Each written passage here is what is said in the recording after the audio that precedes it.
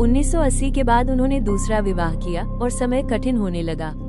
उधार, घाटा और टूटता कारोबार। वो आजादी के बाद जकोबाबाद के पहले हिंदू थे जिन्होंने भारत में अपनी कई संपत्तियां बेच दी और वे पाकिस्तान लौट आए और उन्होंने अपना कुल बाजार ऋण विनम्रता से चुका दिया। लेकिन 1983 में ईश्वर ने सुन ली, उनके घर पहला पुत्र आया।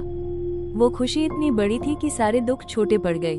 2002 में रामचंद के पहले बड़े बेटे की शादी पर उन्होंने बाबा कुंदनगिर जैकबाबाद के मंदिर में संत साईं आसनदास से कहा, अगर आज मैं मर भी जाऊं तो कोई पछतावा नहीं। मेरा बेटा मेरा वारिस है। समय बीतता गया, उतार चढ़ाव आते रहे, पर सम्मान, संस्कार और सत्य उनके जीवन की नींव रहे। 2007 में रामचंद इस दुनिया से विदा हो गए। 2022 में उनकी दूसरी पत्नी भी इंदौर में स्वर्ग से धार गई। और आज 27 नवंबर 2025 उनकी पहली धर्मपत्नी प्रेम और त्याग की देवी माई शांतिबाई भी इस संसार को छोड़ भगवान के चरणों में विलीन हो गई। उनके अंतिम क्षणों में भारत, पाकिस्तान और विदेशों में बसे परिवार के सभी सदस्य वीडियो कॉल और मौके पर उनके दर्शन कर सके। जैकबाबाद में उनके एक दामाद मुखी जेठानंद ने पूरे शहर की संवेदनाओं का प्रबंध किया और इंदौर में मदन लाल तलेजा ने रामचंद सहवानी के बेटे के साथ भारत में इंदौर में बैठक का आयोजन किया।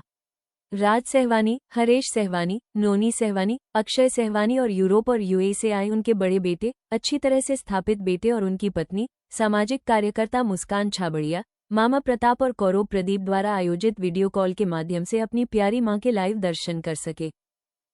उनका जीवन सिर्फ एक कहानी नहीं, एक युग था। सत्य का युग, प्रेम का युग, सेवा का युग। उन्होंने जीवन भर राम नाम लिया, पर जब कोई बोला राम तो उन्होंने मुस्कुराकर कहा कृष्ण, क्योंकि उनके पति का नाम रामचंद्र था। इतनी निष्ठा, इतना समर्पण आज के युग में दुर्लभ है। आज एक अध्याय समाप्त नहीं हुआ, बल्कि एक इतिहास अमर हो गया।